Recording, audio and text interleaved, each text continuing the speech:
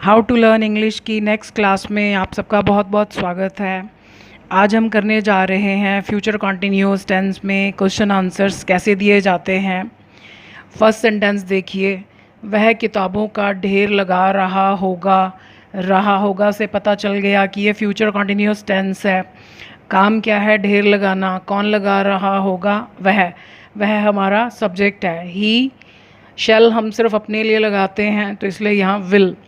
B की form के बिना कॉन्टिन्यूस टेंस नहीं बनता, ये हम सीख चुके हैं। ही विल बी ढेर लगाना। हीप ING, हीपिंग क्या? The books. So he will be heaping the books. इसी का क्वेश्चन, क्या वह किताबों का ढेर लगा रहा होगा? तो आप जानते ही हैं कि इस क्या के लिए हम हेल्पिंग वर्ब को बाहर निकालते हैं। लेकिन अब क्या है, हमारे पास दो हेल्पिंग वर्ब्स हो गए, विल एंड बी। तो हमको सिर्फ फर्स्ट वाले हेल्पिंग वर्ब को बाहर निकालना है। सेकंड वाला हेल्पिंग वर्ब वहीं रहेगा सब्जेक्ट के बाद। विल को हमने बाहर निकाला, फिर सब्जेक्ट, फिर बी, बाकी sentence as it is. So will he be heaping the books.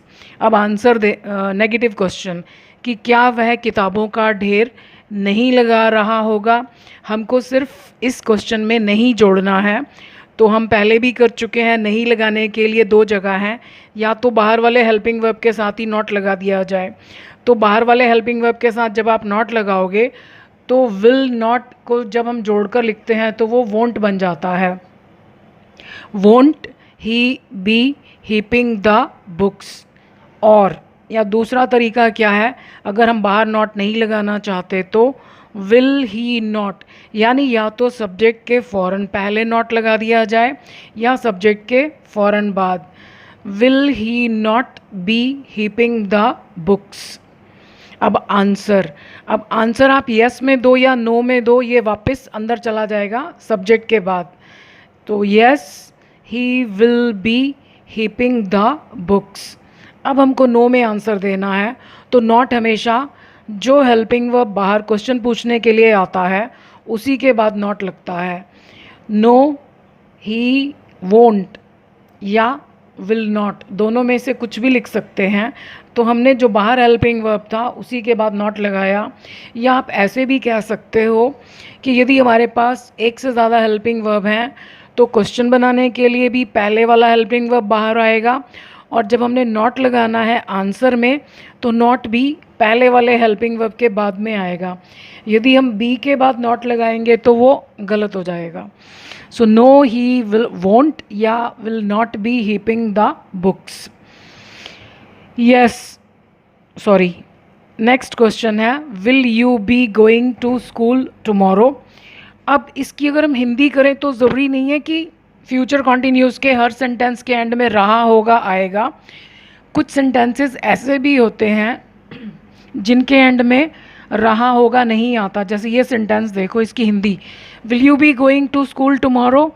इसकी हिंदी ये नहीं है कि क्या तुम कल स्कूल जा रहे होगे, क्या तुम कल स्कूल जाओगे।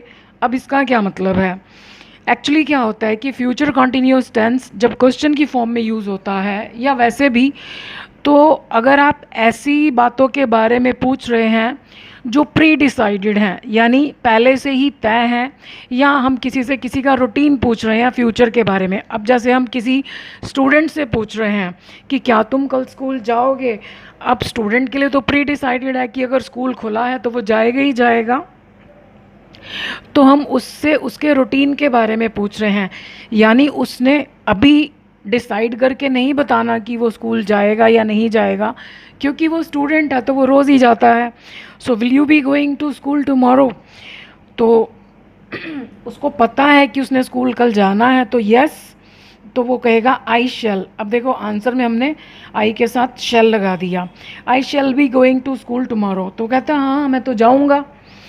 नो, अब मान लिया उसको पता है कि मेरे पेपर हैं तो मुझे कल छुट्टी लेनी है, कल मैंने नहीं जाना, तो उसने पहले से ही डिसाइड कर रखा है, तो कहता है नहीं नहीं मैं तो कल नहीं जाऊंगा। So no, I shall not या shan't. Shan't is equal to shall not. जब शैल और नॉट को इकट्ठा करके लिखा जाता है तो वो शांट बन जाता है।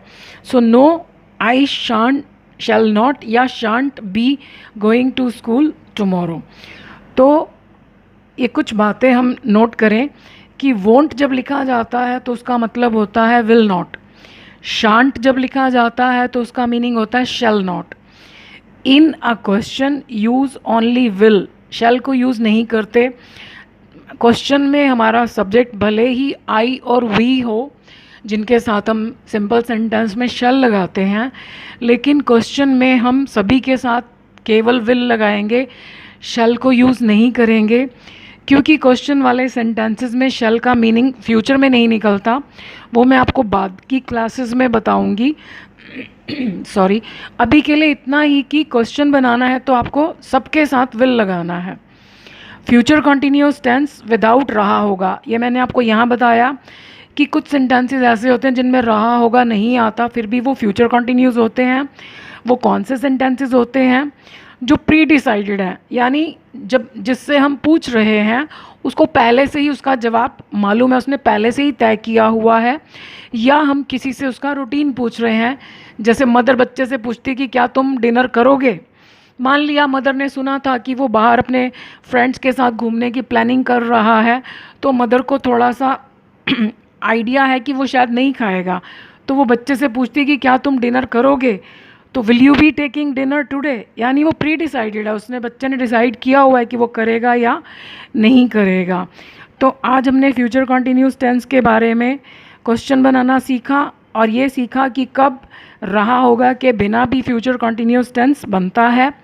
अगली वीडियो में हम प्रेजेंट, पास्ट और फ्यूचर कॉन्टिन्यूस तीनों को एक बार रिवाइज करेंगे, फिर उसके बाद हम अगले टेंस की तरफ चलेंगे। आज के लिए इतना ही। वीडियो देखने के लिए बहुत बहुत धन्यवाद। सो मिलते हैं अगली वीडियो में। Thank you.